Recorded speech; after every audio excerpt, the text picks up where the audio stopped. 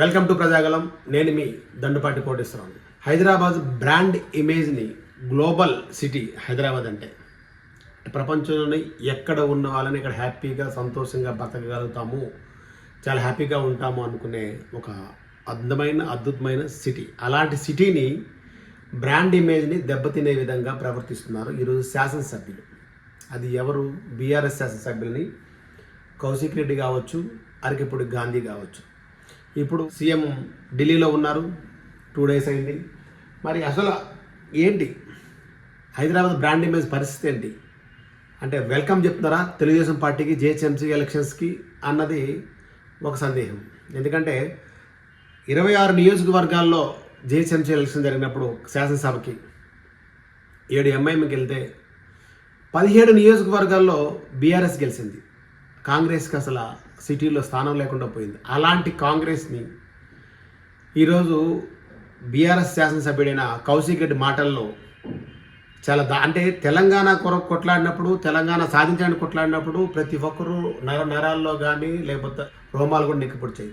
అలాంటి పరిస్థితి అప్పుడు ప్రతి ఒక్కరూ సహకరించడం జరిగింది. ఎందుకంటే నీళ్లు, నియామకాలు, నిధులు అంటే మా నీళ్లు, మా నియామకాలు, మా నిధుల్ని పక్క వాళ్ళకి పోతున్నాయని చెప్పి సెంటిమెంట్ కానీ ఏది ఉన్నా సరే ఆ బాధతో ఆ రోజు తెలంగాణ తెచ్చుకోవడం జరిగింది. కానీ తర్వాత Hyderabad global doctor BR Ambedkar గారు చెప్పిన ప్రకారంగా హైదరాబాద్ గారిని చాలా పెద్ద విశ్వనగరంగా ప్రసిద్ధి చెందుతున్నారు. అలాంటి హైదరాబాద్ని ఒకప్పుడు వంశీచందర్ రెడ్డి శాసనసభ్యులు మహబూబ్నగర్కి సంబంధించిన వ్యక్తి, ఆయనకి పీజేఆర్ కుమారుడైన విష్ణువర్ధన్ రెడ్డికి ఒక ఫంక్షన్లో గొడవ అయితే విష్ణువర్ధన్ రెడ్డి కూడా ఆ రోజు నువ్వు ఎక్కడో నాన్ నేను లోకల్, నేను హైదరాబాద్లో పుట్టి పెరిగిన బిడ్డ, నువ్వు ఏడా మహబూబ్నగర్ అంటే మహబూబ్నగర్ 70 కిలోమీటర్ దూరం. ఆ రోజు కూడా సేమ్ ఇదే సిచ్యువేషన్ జరిగింది. దయచేసి శాసనసభ్యులే ఇలా కొట్లాడుకుంటే సామాన్య ప్రజల పరిస్థితి ఏంటి? ఎవరిని నమ్మాలి?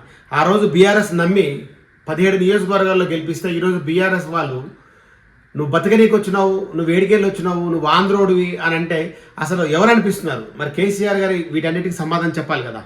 ఎందుకంటే ఎవరు మాట్లాడకపోయిన ఉద్యమ నాయకుడు, 10 సంవత్సరాలు ముఖ్యమంత్రి చేసిన వ్యక్తి, అంటే డిప్యూటీ స్పీకర్ చేసిన వ్యక్తి, అలానే మంత్రిగా ఎన్నో పదవులు చేసిన వ్యక్తి, అలాంటి వారు ఈరోజు సైలెన్స్గా ఉండడం కరెక్ట్ కాదు. అట్లా కేటీఆర్ కానీ, కేసీఆర్ కానీ, హరీష్ రావు గారు కూడా ఈ మధ్యన ఎందుకో ఆయన కూడా మళ్ళీ ఉద్యమ పోరాటంలో వచ్చినట్టు బయటకు వచ్చారు. పాడి కౌశిక్ రెడ్డి సంగతి తెలుసు, ఆయన ఎప్పుడు ఏం మాట్లాడితే తెలుసు. ఒక శాసనసభ్యుడు ఒక వీధి రౌడీ మాట్లాడారు. అలాగే అరకిపూడి గాంధీ కూడా నోరు జారడం జరిగింది.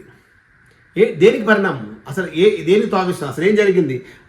రేపు పొద్దున్న ఇక్కడ ఆంధ్రలో ఒక్కరే లేరు. మీరు అందరూ అనుకుంటారేమో ఆంధ్రలో ఒక్కరు కాదు, ప్రపంచ నలుమూలల నుంచి హైదరాబాద్లో బతుకుతున్న వారు ఉన్నారు. మనం కెమెరామెన్ గంగధర్ రాంబాబు సినిమా, మన పవన్ కళ్యాణ్ది పూరి జగన్నాథ్ సినిమా చూస్తే కొంచెం అర్థమవుతుంది ఏంటనేది. అట్లనే ఫస్ట్ ఏం జరిగింది, గాంధీ ఎందుకు అట్లా రియాక్ట్ అయ్యాడో ఒకసారి చూద్దాం. ఒక బ్రోకర్ నా కొడుకు వచ్చి సీనియర్ శాసనసభ్యుడి ఇంటికాడ టీఆర్ఎస్ జెండా ఎగరేస్తాను అంటే అర్థం ఏంటి? ఇక్కడ కౌశిక్ రెడ్డి మాటలు కూడా తప్పు పట్టాలి. ఎందుకంటే బీఆర్ఎస్ నాయకులైన నేను బీఆర్ఎస్లో ఉన్నాను, కాంగ్రెస్లోకి వెళ్ళలేదు అని గాంధీ అన్నాడు.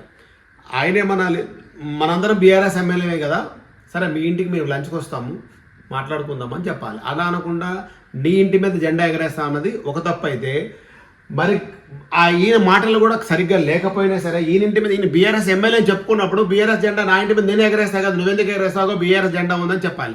అంటే మరి కాంగ్రెస్లో ఉన్నాడా బీఆర్ఎస్లో ఉన్నాడా అని చెప్పి గాంధీకి అర్థం కావట్లేదు. వాడే నేను తేల్చుకుంటాం.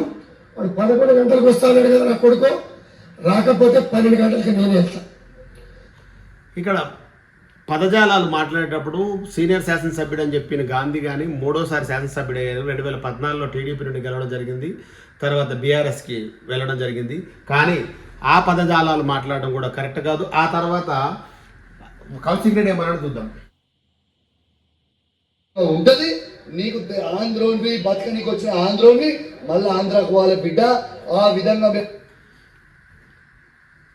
కౌశిక్ రెడ్డి మొదటి నుంచి కాంగ్రెస్ నుంచి బీఆర్ఎస్కి వెళ్ళినప్పటి నుండి కూడా ఆయన మాట తీరు, వయసు ఉండొచ్చు ఒక 30-32 ఉండొచ్చేమో, అంత మాత్రాన ఒక శాసనసభ సభ్యుడివి, ఒక శాసన మండలి సభ్యుడిగా చేసావు, తర్వాత శాసనసభ సభ్యుడిగా ఉన్నావు, మళ్ళీ ఎవరి మీద గెలిచావు? ఈటెల రాజేందర్ మీద గెలిచినావు. కానీ ఎందుకంటే హుజూరాబాద్ మీకు ఫస్ట్ నుంచి ఈటెల రాజేందర్ మీద ఉన్న అభిమానం, ఆ నియోజకవర్గ ప్రజలు, ఆయన 2 నియోజకవర్గాల్లో పోటీ చేయడం వల్ల, అక్కడ కేసీఆర్ మీద ఇక్కడ మీ మీద పోటీ చేయడం వల్ల రెండింటికి ఆయన టైం సరిపోవడం మీరు గెలిచిరా? లేకపోతే లాస్ట్లో మీరు ఒక మాట అన్నారు, మా కుటుంబం మొత్తం ఆత్మహత్య చేసుకుంటుంది ఇకపోతే నాకు గెలవకపోతే అని చెప్పన్నారు, అది దానివల్ల గెలిచిరా వేరే విషయం. కానీ మాట్లాడేటప్పుడు చెప్పేటప్పుడు ఆంధ్రోనివి అక్కడికి వెళ్ళిపోతావు ఇక్కడికి వెళ్ళిపోతావు. హైదరాబాద్ అనేది విశ్వనగరం కాదని బీఆర్ఎస్ నాయకులు కేసీఆర్ కానీ, హరీష్ రావు కానీ, కేటీఆర్ కానీ, కవితకు కానీ చెప్పమానండి. అప్పుడు హైదరాబాద్లో మరి మీకు 17 నియోజకవర్గాల్లో గెలిపించడం జరిగింది కదా, మరి హైదరాబాద్లో ఓన్లీ తెలంగాణ వాళ్ళే ఉన్నారా?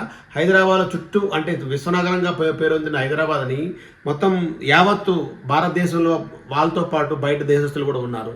మరి వీళ్ళందరూ ఏమనుకుంటున్నారో అర్థం కావట్లేదు. హైదరాబాద్ బ్రాండ్ ఇమేజ్ని మీ వల్లే ఇప్పుడు చెడిపోతుందా? అది గాంధీ వాళ్ళు కావచ్చు, లేకపోతే కౌశిక్ రెడ్డి వాళ్ళు కావచ్చు. ఒక్కసారి దయచేసి పెద్దలు, ఉద్యమ నాయకులు, ఉద్యమంలో ఉన్న వాళ్ళు చాలామంది పెద్దలు ఆల్రెడీ తెలంగాణ సాధించుకున్నాము, 10 ఏళ్ళు దాటిపోయింది, ఇప్పుడు 3వ ముఖ్యమంత్రి రేవంత్ రెడ్డి అవడం జరిగింది. మరి ఇదన్నిటికి దేనికి దారితీస్తుంది? ఇలాంటి వ్యక్తుల వల్ల బ్రాండ్ ఇమేజ్ని పోగొట్టుకుంటే హైదరాబాద్ అంటూ లేకపోతే తెలంగాణకి తలకాయ లేనట్టే అది గమనిస్తారని. ఇంకొకసారి ఇలాంటి సిచ్యువేషన్ వచ్చినప్పుడు మీకు గొడవలు జరిగినాయి, మీకు ఏదో జరిగింది, ప్రాంతీయ విభేదాలు, ప్రాంతీయ అభిమానాలు రెచ్చగొట్టి ఇట్లాంటి పరుస పదజాలాలు వాడడం కూడా కరెక్ట్ కాదు. దయచేసి పెద్దలు, గౌరవనీయులైన కేసీఆర్ గారు బయటకు వచ్చి ఇలాంటివి అంటే రేపు మీకు చాలా జిహెచ్ఎంసీలో చాలా ఇబ్బంది జరిగే పరిస్థితి వస్తుంది. మేయర్గా చేసిన మీరు ఈ పొద్దున్న ఏంటా అని తెలియట్లేదు. అందుకొరకని మళ్ళీ టీడీపీని వెల్కమ్ చెప్తున్న కౌశిక్ రెడ్డి అని చెప్పుకోవచ్చు. ఎందుకంటే దీనికి ఆద్యం పోసిన కౌశిక్ రెడ్డి టీడీపీకి రమ్మని చెప్తున్నారు. టీడీపీ మళ్ళీ జిహెచ్ఎంసీలో పార్టిసిపేట్ చేసి ఒక 30 నుండి 40 సీట్లు గెలుచుకునే ఆశ్చర్యపోవాల్సిన అవసరం లేని పరిస్థితి ఈరోజు మళ్ళీ కౌశిక్ రెడ్డి కల్పించిండు. చంద్రబాబును అరెస్ట్ అయినప్పుడు కూడా ఎలక్షన్ ముందు చంద్రబాబు అరెస్ట్ నిరసన జరిపినప్పుడు కూడా 17 నియోజకవర్గాల్లో బీఆర్ఎస్ గెలిచింది. అది కూడా గమనించండి. దాడి చేస్తా అసలే ఊకోను, నిన్ను మాత్రం నిష్పెట్టా అని చెప్పి సందర్భంగా గాంధీని హెచ్చరిస్తా ఉన్నాను. అరే పీక మంద్ర పోయి రోజు ఇన్నే ఉంటా, ఇల్లు నుంచి తిరుగుతా, పీకున్నది ఏం పీకిన వాళ్ళ భయ నా ఇంటికల్లా పీకిండ. ఇప్పుడు నా కారద్దాల వల్ల కొట్టొచ్చు.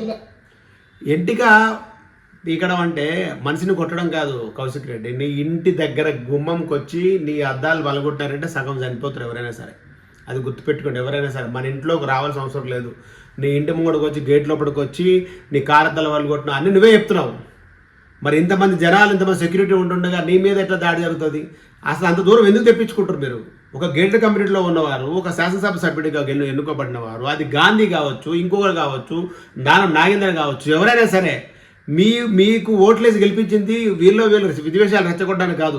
ఇకనైనా ఇలాంటి పరుస పదార్థాలు వదిలేసి మీరు కొట్లాడుకుంటారా, పొడుచుకుంటారా, ఏం చేసుకుంటారా చేసుకోవచ్చు. ఎవరికి ఎటువంటి సందేహం లేదు. అసలు మీరు ప్రెస్ మీట్ పెట్టుకుంటూ కొట్టుకోవచ్చు కదా.